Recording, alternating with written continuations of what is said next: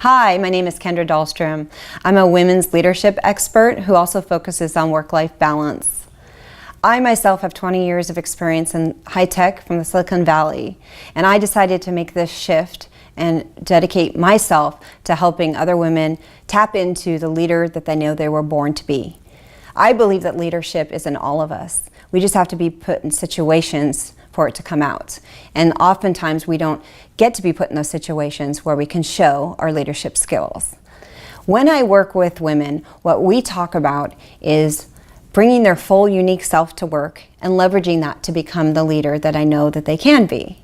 And when I talk about that, what I mean is we are each made up of ourselves, and our self consists of what I call the 4 Ps. It's our personality, our passion, our perspectives, and our pedigree, which really just speaks to your education and where you've been and what you've learned. By bringing those to the table, you don't just become an ordinary leader. You don't just focus on the typical vision, strategy, and execution. You actually bring your story and yourself into the process with your unique perspectives, and you can add huge amounts of value to the business by doing this. One thing that I feel businesses don't focus on enough these days is they don't let you bring your story to work. They don't let you share your aspirations and dreams outside of the workplace. Network marketing companies do this the best. They let you aspire to do more. They support your dreams. They support your aspirations. A lot of other companies, quite frankly, don't allow us to do that. When I say dreams and aspirations, it goes beyond the workplace. Yes, it's great if you want to meet your goal of selling $1 million this year and you want to have a downline of 500 people. That's perfectly fine, and that is a goal that should be important to you. But what I'm saying is, what makes you who you are your dreams and aspirations beyond that. What do you want to do? What do you care about? Do you want to sail the world? Do you want to help homeless people down in South America? Whatever it may be, we should feel like we can bring that to work and we can speak about that and we can share that story, because that's what makes us unique, and we can add incredible value to the business by sharing those stories. On the flip side, HR departments at your typical corporations could get so much more loyalty and employee satisfaction and engagement if they would just encourage people to share these stories, bring their whole self to work, is what I call it. By doing that, what we perceive as weaknesses no longer become weaknesses. They actually can be used as strengths. So I'll give you an example of that. I myself had a pretty turbulent childhood. So I personally like controlled environments. I like planned out environments. I like to know what's happening next. Some would have looked at that early in my career as a weakness, and I think they did. If a project went off of schedule or if something needed to be changed quickly, I would get pretty stressed out about it. I would do it, and I didn't want anyone to know how I was really feeling, so I would do it and I'd move on my way, but I was pretty stressed out about it.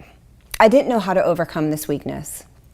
Then one day it dawned on me that I like so much order, I like things to be in place, that why didn't I just get my degree in project management? So I went on and I took a project management certification course, and I became the best project manager that I could possibly be. I became so good that I was put in charge of multi-million-dollar projects for Fortune 100 companies. That is just one example of how we can look at our weaknesses from a different perspective once we learn to embrace our unique self, become okay with who we really are as a person, believe in ourselves, and take our whole self, including the 4 Ps, our passions, perspective, personality, and pedigree, and figure out how to leverage that to become the best that we can possibly be and to live to our full potential. When I work with my clients, that's what we focus on. I also work with corporations and organizations to do the same. In network marketing, this is the beauty of the business. This is why I love your business and your business model, is you encourage this healthy environment, and that is really something that is not common in any other industry in the world. One of the concepts I use when I work with clients is the concept of leading with your power. And I believe that your power is made up of what I described as your unique self and what you can bring to the business. I also use a concept that relates to leading from inside out. And what that means is that you need to start with the heart of the matter. You need to look at you and what makes you you and become comfortable with that, and or decide what you want to work on and lay out a plan to pragmatically and strategically accomplish that, so that you can become who you want to be, and then you can be a better leader, a more confident leader. Most of the reason that people aren't good leaders is because they simply are not confident in themselves. Statistics show that 70% of people admit to having imposter syndrome. Even people like Meryl Streep, Bill Gates admit to having imposter syndrome. So just because you're successful doesn't mean that you don't have self-doubt. Self-doubt is very normal. I have it. We all have it. So that's one thing I work with my clients on, is learning to overcome the self-doubt, but to use it as a tool to strive to do better daily without it becoming an unhealthy detractor in their lives. Another thing that I work on in the Leading to Your Power series is about working smarter, not necessarily harder. I'm a huge fan of Tim Ferriss's 4-Hour Work Week. I believe in the methodology. I use it, and that's how I become so successful. I actually found that after having my kids, my career thrived. I couldn't believe it at the time, because I honestly thought that I would just stay steady state, accept my salary, and just keep working because that's what all my friends did, and I'd see them turn down big promotions or big job opportunities because they were afraid of the demands it would put on them. So we moved out here to the Central Valley, and I just figured, okay, I'll collect my paycheck until I retire and I'll just be happy with where I'm at. My career went in the complete opposite direction, and the reason it did this is because I had children, and I had to narrow my time to be productive to such a precise amount of hours within the day that I had to focus. I had to have that crystal clear objective every day, even if it's just one thing, and I do it really well, and then everything else is superfluous. So I focus for 3-4 hours, and the brain, it's impossible for it to focus for a full 8 hours unless you're a brain surgeon or in the Navy SEAL organization. So I focus for 3 or 4 hours a day, and I get that done, and I do it really well. What I do if I have time beyond that falls into the evangelization or the research and reading category. You can never learn too much. I'm a huge fan of education. We're always learning. You're always wanting to expand your mind and grow your thoughts. Evangelization should just come naturally. You should promote yourself, promote your business, and if you're not doing that, share your story with people. People care about your story, and that's what they're going to connect with. The story is what sells products. Sorry to tell you, it's not you. They care about your story, and you're part of that.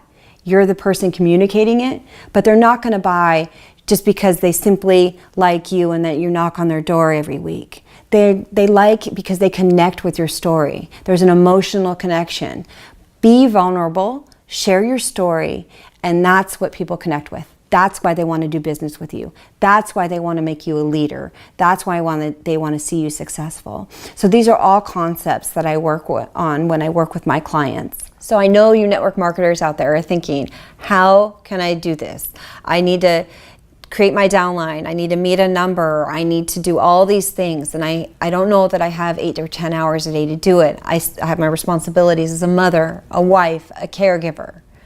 So what we do when I work with my clients is we, again, get that laser focus on what it is that you need to achieve day to day, week to week, month to month, and annually for you to attain your broader vision and your goals.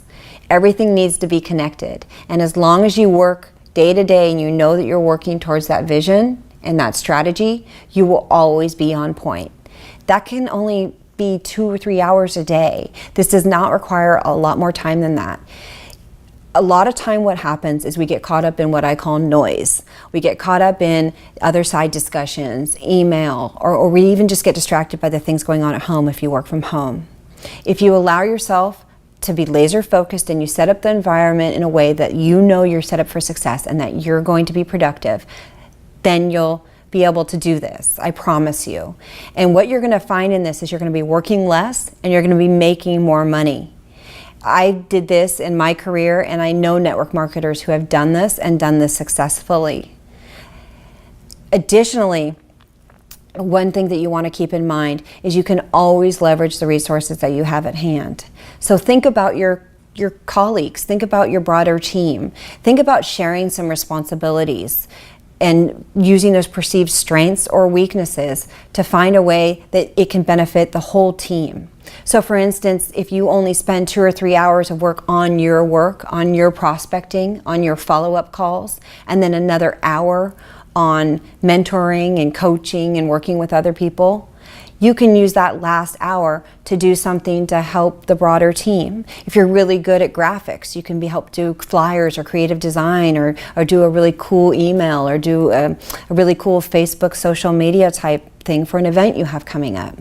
If you're a really good project manager, you can help project manage maybe a local event that you're going to be doing, or a ball, or some kind of seminar that you want to do. If you're really good at talking and speaking, you can be the person that goes out to your local network meetings and starts talking at your BNI meetings, or your Kiwanis Club, or your Rotary Club. So think about how you can leverage your team. It's not just you, and I think that's a lot of the pressure that we feel, is we feel alone in this, even though we know we have these excellent corporate resources available to us, and we know that we feel loved and as part of this team that has such big dreams and visions, but at the same time we feel alone in the process. And I want to just encourage you that you're not alone, and if you open and extend your hand to somebody and say, hey, let's work together on this, let's collaborate, I think I can help you and you can help me, I guarantee they will be willing to do it. As I've moved into my speaking and coaching business, I found the High Achievers Playbook to be a wonderful tool for me, and I'll tell you why. It keeps you crystal clear on your objective. It keeps you accountable day to day for your accomplishments.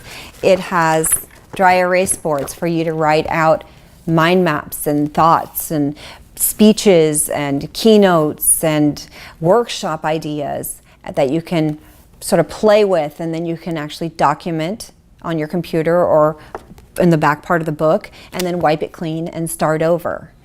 It also has notes and doodles, which is a favorite of mine, because oftentimes my mind works a little bit like a rabbit trail.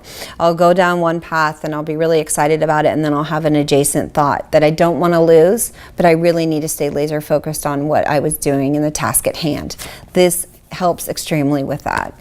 I am making a recommendation for my friends and for people that I work with on speaking and anyone that does speech coaching or speaker coaching, or anyone who does work-life balance coaching like myself, or leadership coaching like myself, or anyone who does any type of coaching, to use this book, because it keeps them accountable for their business.